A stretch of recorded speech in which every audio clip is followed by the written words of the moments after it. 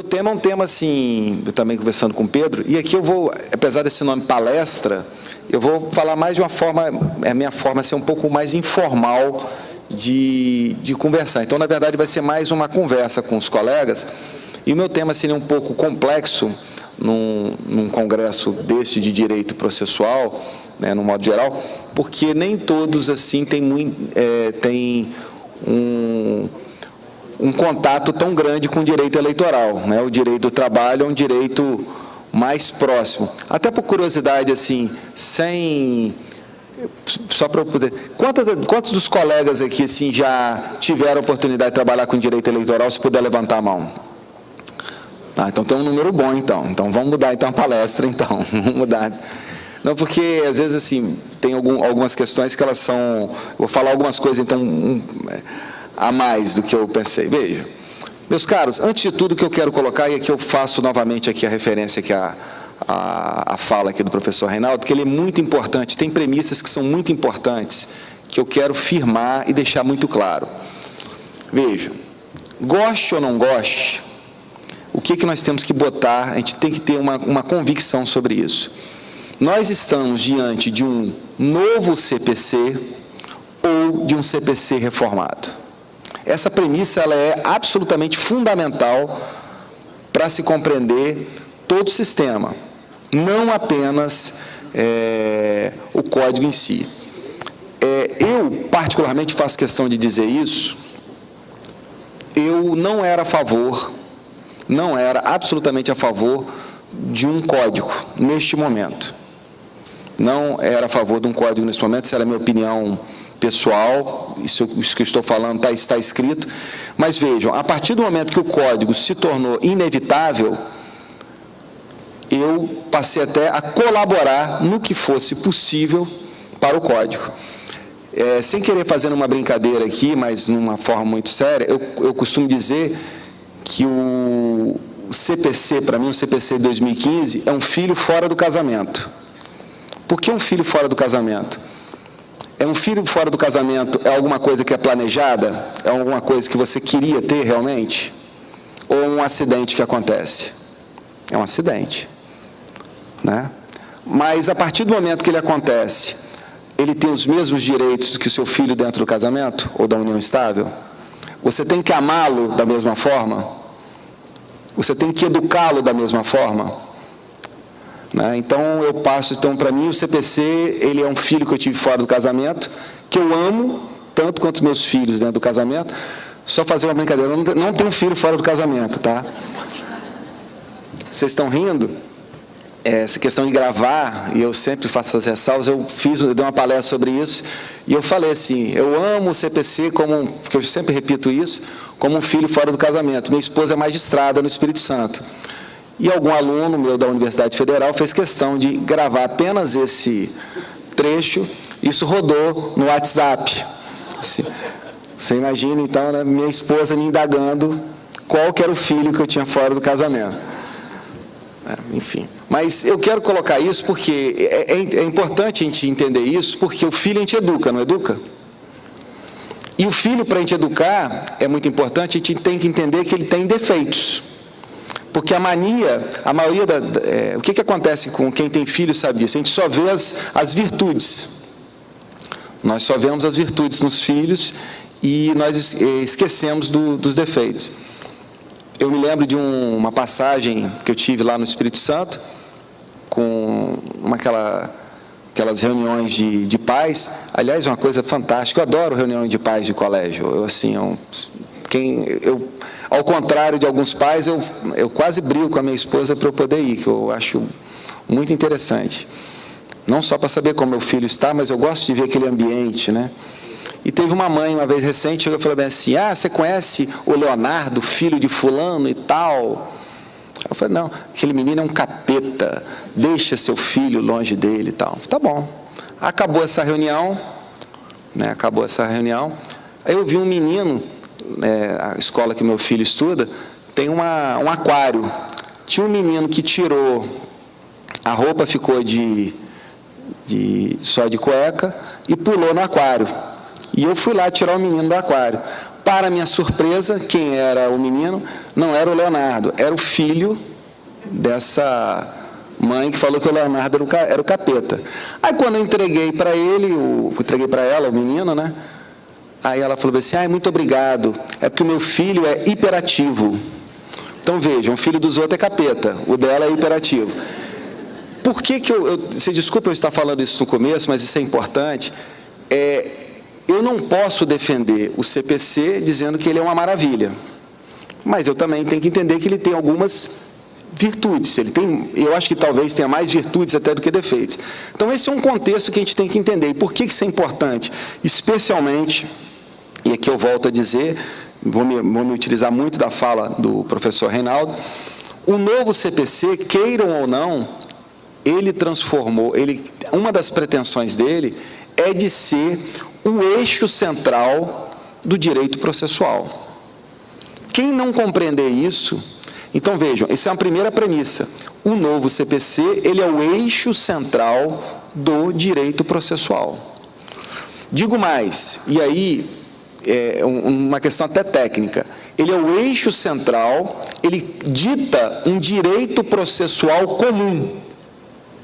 É muito importante essa premissa, ele dita um direito processual comum, porque vejam, e aí me valendo, né, vou utilizar bastante aqui, o direito processual do trabalho, ele possui um direito processual o quê? Especial. Então, a comunicação, ela é uma comunicação que eu tenho que compreender como vai ser essa comunicação. E eu vou ser muito franco para os senhores, aonde que está dito que o novo CPC ele cria um direito processual comum, é numa conjugação de 3 dispositivos que estão na parte geral, que é o artigo 1º, né? É o artigo 1º do novo CPC que fala, e é interessante esse dispositivo, eu quero chamar a atenção desse dispositivo, tem gente que fala que ele é inútil, ele não é inútil, que ele fala que o processo civil ele será aplicado de acordo com a Constituição Federal. Mas é óbvio que o processo civil ele vai ser aplicado, não é óbvio, não é óbvio. Vejam que nós admitimos a decisão surpresa sem problema algum. Nós admitimos a decisão surpresa sem problema algum, e isso violava frontalmente a Constituição Federal. E eu falo isso, eu me sinto muito à vontade de dizer isso, e falo isso não para os... E aqui faço até um confitel, como eu tive a possibilidade, eu tive a grata possibilidade de estar magistrado. Eu estive magistrado no Tribunal Regional Eleitoral, que é o tema aqui da minha palestra, e eu costumo dizer o seguinte, é uma premissa certa, que se diz que todo juiz deveria ter sido advogado, mas também é uma premissa que eu defendo, que todo advogado podia ficar um pouco como juiz para também sentir os problemas do magistrado. E eu não tenho problema nenhum em dizer que eu, quando juiz do TRE, eu proferi várias decisões surpresa. E hoje, talvez, com certeza, eu não proferiria. Porque, na verdade, nós não aplicávamos essa ideia da Constituição Federal. Digo mais, vejam como é importante entender isso. Até 2014, veja, eu vou falar sobre função social da propriedade, rápido, é um exemplo que eu acho que é muito importante. Para a própria Constituição Federal, era muito mais grave, quando falava em função social da propriedade, plantar maconha, do que ter escravos dentro da cultura. Somente uma emenda constitucional em 2014 que alterou isso, ou seja, vejam, o próprio Constituinte tinha uma dificuldade de compreender quais eram, de fato, as balizas constitucionais. Então, vejam como é que isso é importante. E um outro dispositivo que é muito importante, que não tem uma redação boa, é o artigo 8º. Notem que ele faz uma conjunção da Constituição Federal com a Lei de Introdução. Esse dispositivo é bem interessante. E ele não fala em processo civil, ele fala em ordenamento jurídico. Esses dispositivos valem uma consulta, um olhar acima disso. E todo mundo fala do artigo 15. E o artigo 15, ele é complexo. Por que o artigo 15 ele é complexo? Ele fala que se aplica o processo, o CPC, no processo do trabalho, processo administrativo e processo eleitoral, não é isso? Veja o primeiro problema que eu tenho nesse dispositivo. E aí eu quero que todos os senhores, eu vou dar uma dica, eu estava falando com o Pedro aqui, o que eu acho que é fundamental? Vocês têm que ter, todo mundo, um código, um código seco, bem simples, e tudo que vocês forem vendo, forem interessante, vocês vão anotando, igual eu estou fazendo aqui. Eu fiz isso na época do mestrado em civil, o meu mestrado em direito civil, e faço isso hoje com o Código de Processo Civil, porque isso de fato faz a gente lembrar, que às vezes você ouve alguma coisa, a gente acaba não anotando. Mas isso que eu vou falar para vocês é muito importante. Primeiro, quanto ao artigo 15, ele não pode ser tratado como taxativo. O artigo 15, na verdade, ele coloca de forma exemplificativa o quê? O processo eleitoral, o processo do trabalho e o processo administrativo. E por que isso é exemplificativo? É óbvio que é exemplificativo. Você não vai aplicar o Código de Processo Civil nas lides consumeristas? É lógico que vai aplicar nas lides consumeristas. Nas leis especiais extravagantes, você vai aplicar. Veja, então ele é exemplificativo. E aí vem um segundo problema desse dispositivo, que ele cria uma confusão. E o engraçado é a doutrina tentando fazer uma ginástica para interpretar esse dispositivo. Que ele fala assim, aplica-se o novo CPC, aplica-se o CPC 2015, de forma supletiva e subsidiária. Meus caros, se pudesse embargar de declaração, esse é um típico caso de obscuridade. Qual que é a diferença, de fato, entre uma aplicação supletiva ou subsidiária? O que é supletivo? É para o quê? Complementar. E o que é subsidiário? Na falta daquilo, eu aplico este de cá. No fim, não é a mesma coisa? Para que tem esse supletivo? O que se tem entendido? E aí eu vou falar o que a doutrina tem colocado. O que é supletivo? Quando a omissão é parcial. Então você o quê? Complementa. Ok? E o subsidiário, quando a omissão é o quê? Total. Perfeito? Bom, fazendo já uma análise, para o processo do trabalho e para o processo eleitoral, em regra, ele será o quê? Supletivo. Mas veja que esse subsidiário, ele é complexo, porque tem questões que, na verdade, tanto o Código Eleitoral quanto a CLT não prevêem, mas o fato de não prever não me permite de eu trazer o dispositivo do CPC. E aí, eu quero que vocês anotem isso, e é muito importante. O que esclarece o artigo 15, não só para as ações trabalhistas, para os processos trabalhistas, não só para os processos administrativos, mas também para o processo eleitoral. Anotem do lado do artigo 15 do CPC. A melhor interpretação que nós temos está no artigo 769 da CLT. O que eu posso... Olha só, a ideia, nós temos o quê? Um Código de Processo Civil como eixo do processo civil o quê? Comum. Esse processo civil comum será aplicado se houver omissão e se for o quê? Compatível. É necessário um dueto de omissão, seja total ou parcial, mas o quê? Compatibilidade. Isso é absolutamente fundamental. E o artigo 769 da CLT, ele é exatamente nesse sentido. Ele fala, aplica-se de forma subsidiária naquilo que for o quê? Compatível. Esse ponto, ele é capital, e aí eu vou fazer uma brincadeira com vocês para alertar. O CPC, ele se aplica... Como é que é a relação do CPC? Olha esse ponto aqui. Eu costumo dizer, quando eu estou dando aula na graduação, aqui está o jump of the cat, o pulo do gato.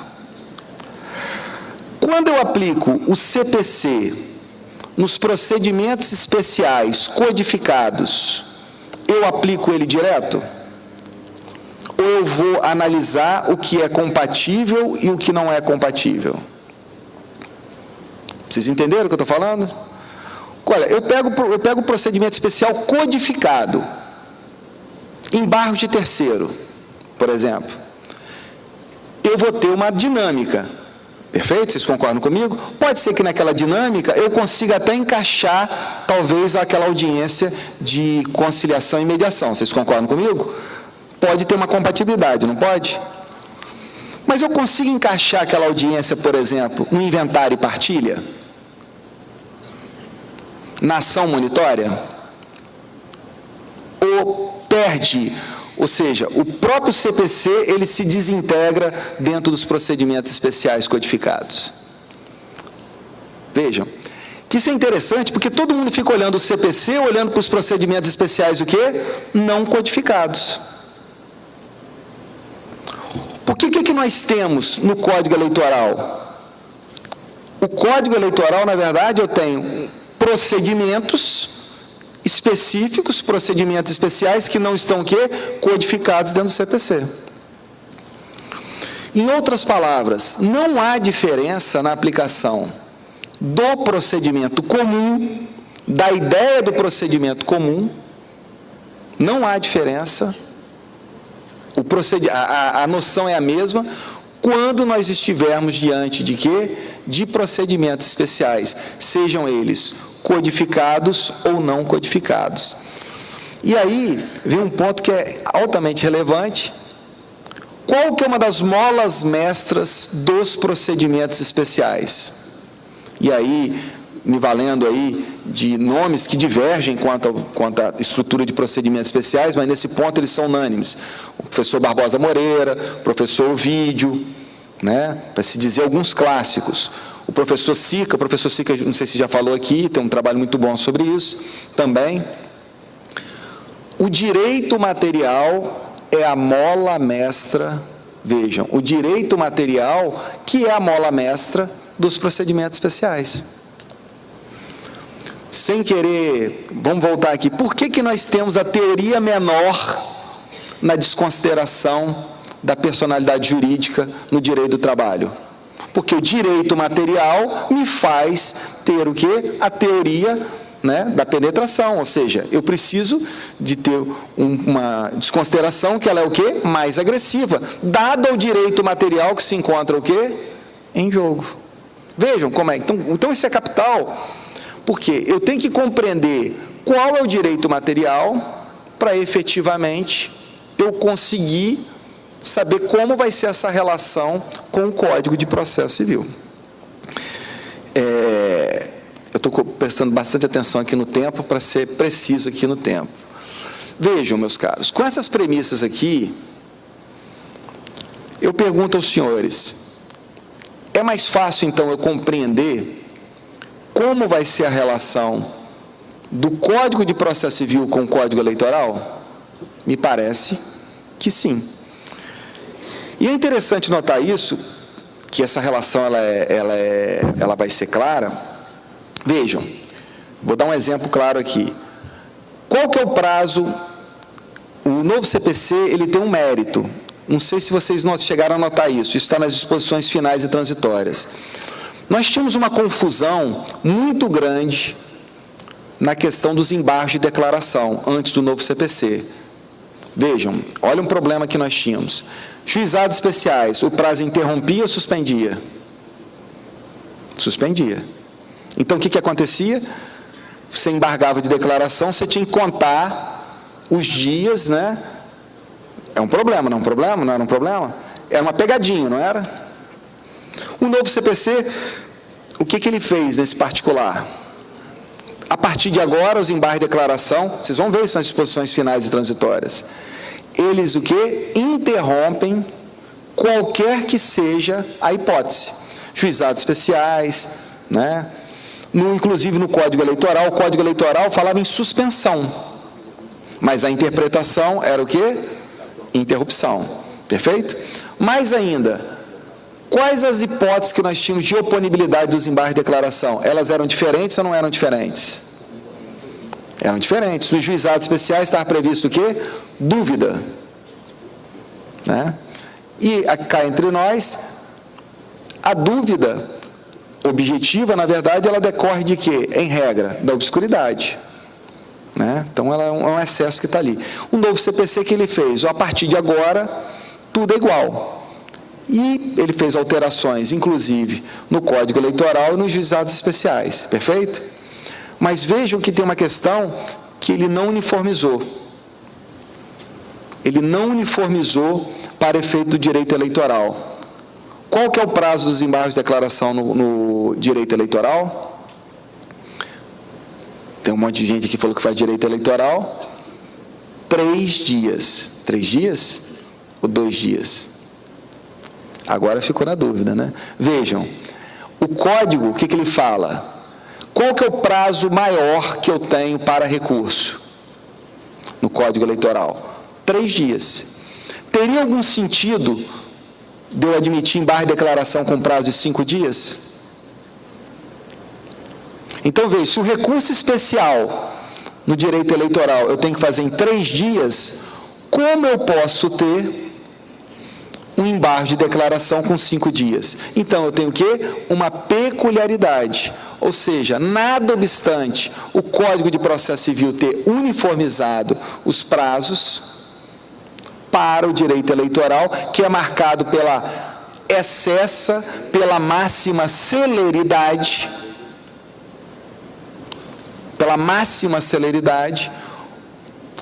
o prazo é o quê? Menor.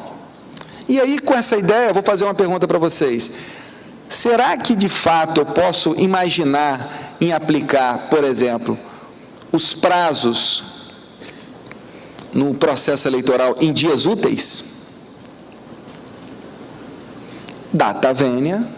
Quem já divulgou no eleitoral, os prazos, especialmente quando estamos falando em campanha, né, são em horas e corre o quê? No fim de semana. Isso decorre de quê? Vejam, mas o porquê que é isso? É esse que é o ponto aqui, X. Esse que é o ponto que eu quero que vocês compreendam. Que aqui eu estou falando de direito eleitoral, mas eu quero que compreendam num sentido mais amplo. O que faz eu ter essa interpretação? É o próprio direito material que nutre o procedimento. Eu tenho uma opinião, os colegas podem não concordar, e aqui eu já externo aqui, na minha concepção, o prazo em dia útil, ele não é aplicável também, essa é a minha opinião pessoal, na Justiça do Trabalho. Essa é a minha opinião pessoal. E dou um exemplo claro. Vejam, que é semelhante ao processo eleitoral. Advogados com procuradores distintos, eles têm prazo em dobro? Não. E por que não tem prazo em dobro, matéria consolidada? Diante da celeridade que marcam o quê? Estes procedimentos. Qual o sentido que há? Então, é importante entender isso, porque, e eu falo isso, eu me sinto muito à vontade de dizer isso, participo da OAB, do Espírito Santo, sou diretor da ESA lá, mas nós temos que compreender que, eu acho que existem determinadas bandeiras que nós temos que compreender de uma forma mais clara. Eu quero um procedimento mais célere? O direito material me faz que esse procedimento seja mais célere? Sim. Então, essa regra se torna o quê? Incompatível com este procedimento. Me parece. Então, esse aqui é um ponto para mim que me chama a atenção. Uma outra questão que eu acho que é interessante, que muito se discutiu, vejam, nós temos uma situação no direito eleitoral, e quem advoga sabe disso, isso vai ter um impacto violento no direito eleitoral, é a questão dos precedentes. Isso vai ocupar um espaço muito interessante, por quê?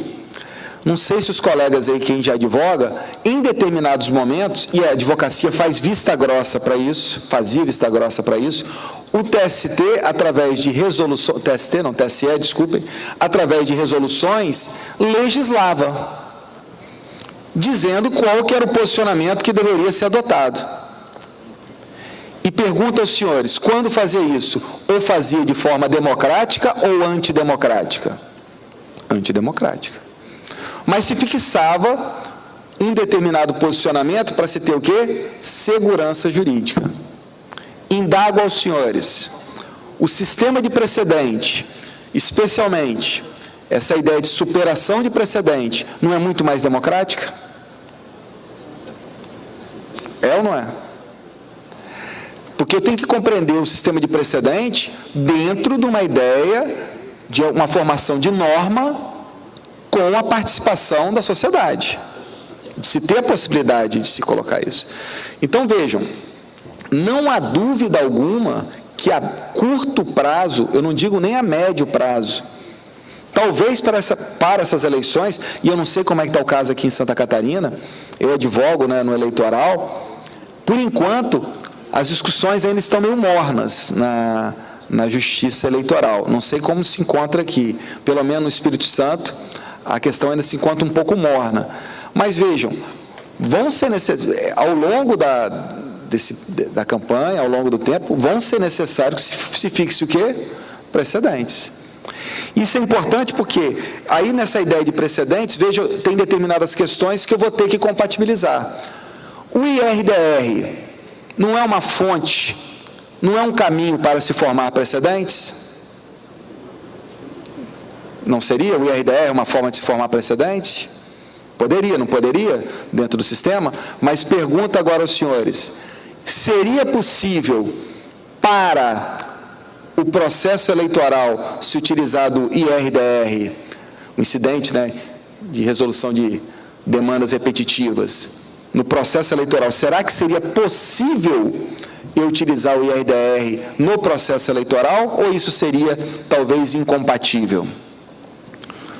Veja como é que é uma questão que, ao mesmo tempo que eu falei que o precedente ele é fundamental para o processo eleitoral, me parece que o IRDR ele está fora do processo eleitoral, por um motivo simples.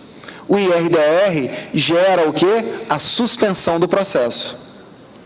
E a suspensão geral. E eu pergunto, será que nós, o direito material, a segurança do processo eleitoral, pode aceitar, pode abarcar este tipo de procedimento? Veja, então, o que eu quero colocar aqui aos senhores é muito mais, e eu poderia, para mim, eu estou até com um texto pronto, deve estar saindo publicado agora, aliás, sem fazer propaganda, porque eu não tenho qualquer participação econômica nisso aqui, ganhei um livro lá, tem uma obra muito interessante para quem quer conhecer desse impacto do direito eleitoral com o novo CPC, foi uma obra coletânea que foi coordenada pelo professor Paulo Lucon, que eu acho que foi palestrante aqui, né? E o professor Volpe, não sei se também se veio aqui, que pela editora Juspodium, que são várias pessoas comentando, né, os impactos. E vejam, e neste particular, já fiz a leitura da obra completa, o que os autores foram colocando? Uma ideia de quê? A todo tempo de compatibilidade. Esse que é o ponto X. Então, não me cabe aqui, seria muito mais simples eu narrar assim, ó, esse ponto alterou, esse ponto não alterou, mas me parece que nesse momento que nós temos aqui, o que é altamente relevante compreender? É essa noção absoluta de que o direito material, ele é o grande combustível, ele é absolutamente o grande combustível do novo CPC. Seja... Meus caros, isso é muito importante. Olha o que eu vou falar para vocês, anotem isso, para vocês lembrarem daqui a 5, 6 anos.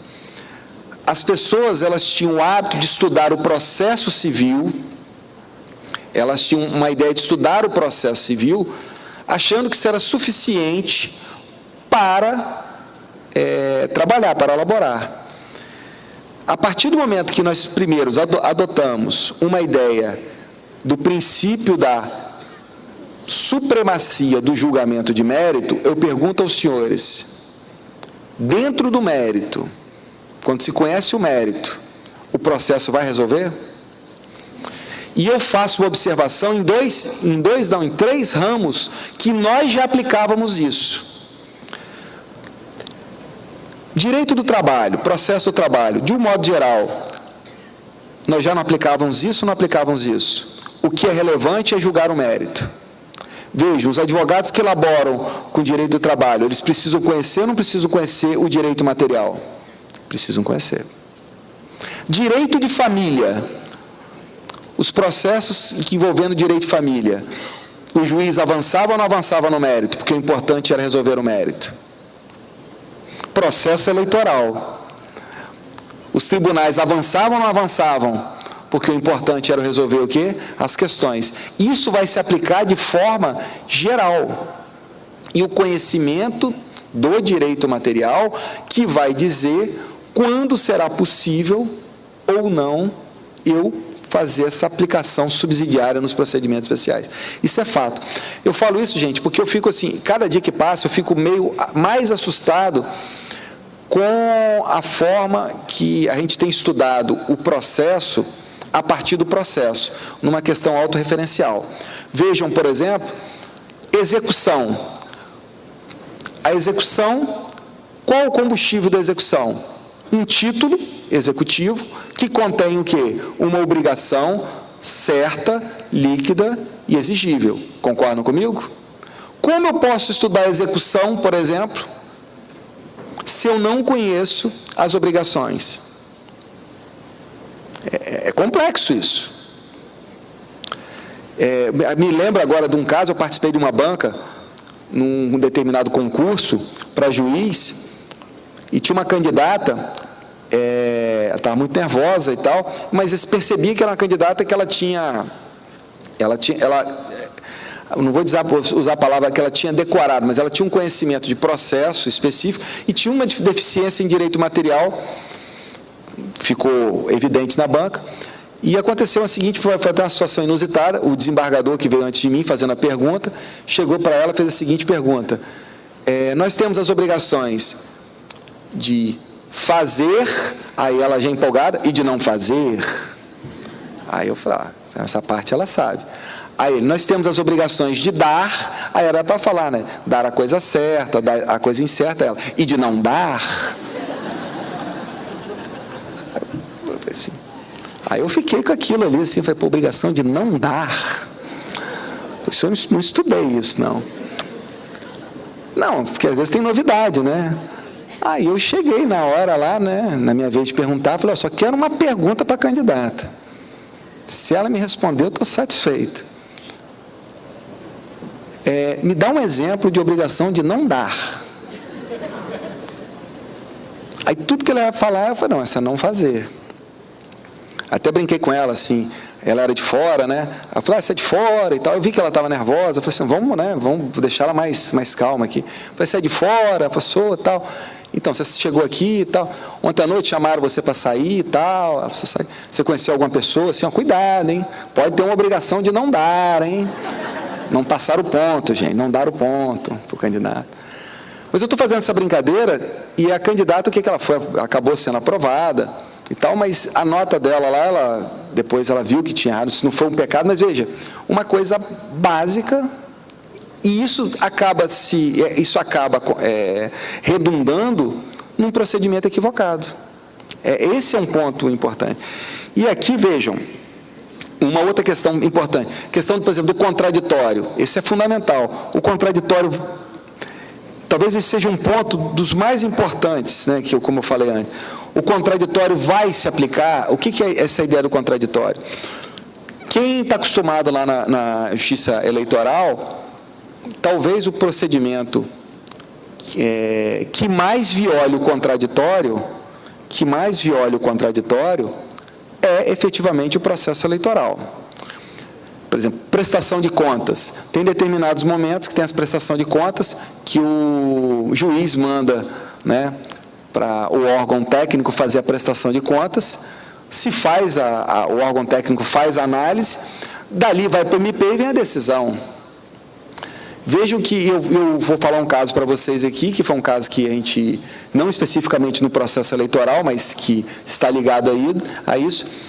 Aconteceu o caso que mudou o Tribunal de Contas, que foi um leading case, foi o caso com a presidenta Dilma, que foi o quê? Quando veio o parecer do Tribunal de Contas, o que se fazia em todos os casos? Se julgava, sem contraditório. E naquele caso específico, o que houve? Houve uma abertura do contraditório para ela se manifestar.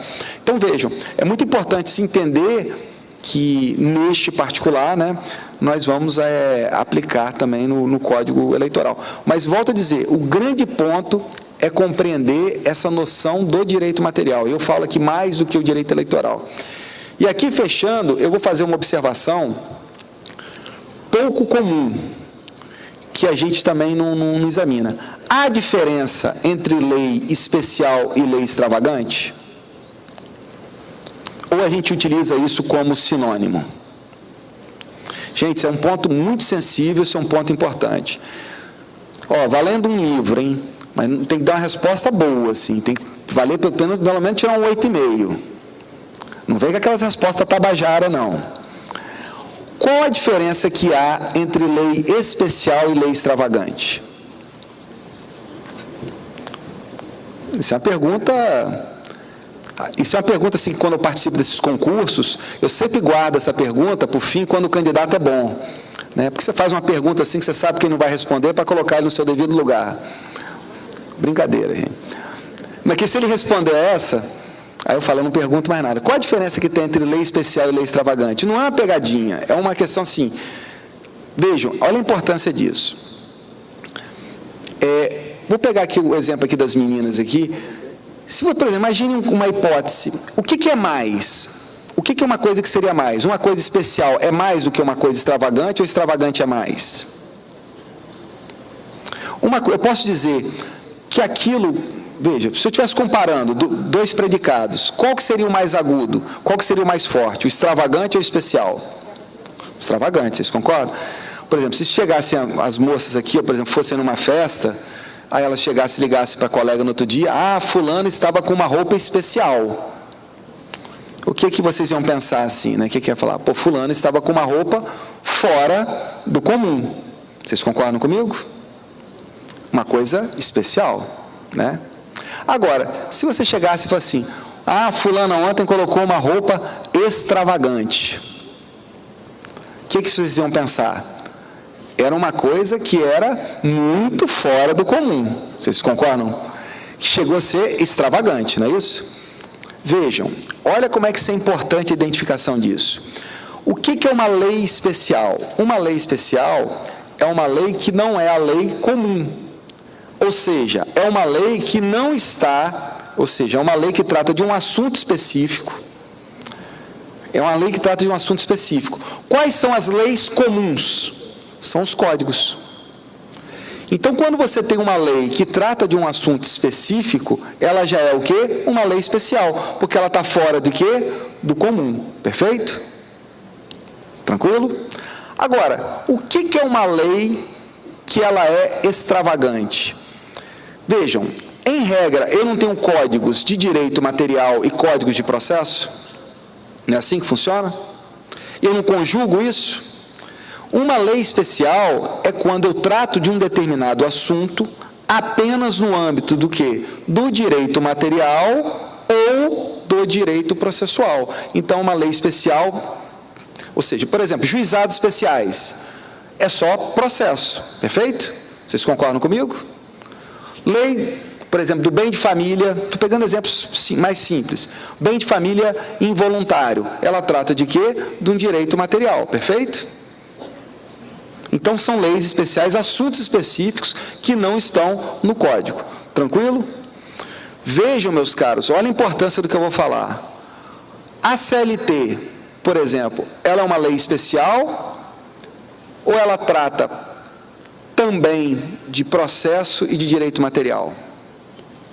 Toda vez que você encontrar algo, um ambiente, e que ele trate de direito material e processo, eu estou diante de quê? De uma lei extravagante. É aquilo que o professor Natalino Hirti, na Itália, ele fala o seguinte, se cria um microsistema, porque eu já tenho um processo, eu tenho um direito material que molda um processo próprio. Estou conseguindo ser claro? Vejam agora, meus caros, olha a importância disso, de tudo que eu estou falando. Aliás, tem até uma brincadeira que eu faço. O Código de Defesa do Consumidor, então, é código ou é lei extravagante? Eu brinco que o Código de Defesa do Consumidor é o diploma com maior publicidade enganosa. Porque ele não é código. ele é uma lei extravagante, ele é específico para as relações o quê? Consumeristas. Então, ele é uma lei que ele tem o direito material e o seu processo. Meus caros, olha como é que eu vou falar isso para vocês e eu fecho com isso. O direito eleitoral, ele não tem um direito material próprio? Ele não tem um processo próprio? O direito do trabalho, ele não tem um direito material próprio, um processo próprio? Eu posso encarar, então, que a penetração do procedimento, do processo comum, vai ser igual? Não. Vejam, quando estiver diante de uma lei especial, a relação é outra. Porque, na verdade, vejam, eu não tenho um direito material impulsionando aquela lei. O contato do Código de Processo Civil, ele é praticamente o quê? Direto. Mas toda vez que eu tiver uma lei que ela é extravagante, ou seja, que eu tenho uma legislação especial tratando de um direito material que já molda o seu processo, eu tenho que ter uma relação diferenciada. Isso vale efetivamente para qualquer ambiente, e isso é evidentemente muito claro no processo eleitoral. O tempo era curto, eu optei por fazer uma exposição mais geral do que pontual sobre pequenas alterações, porque fica muito mais fácil de se compreender as alterações a partir dessa compreensão geral do sistema.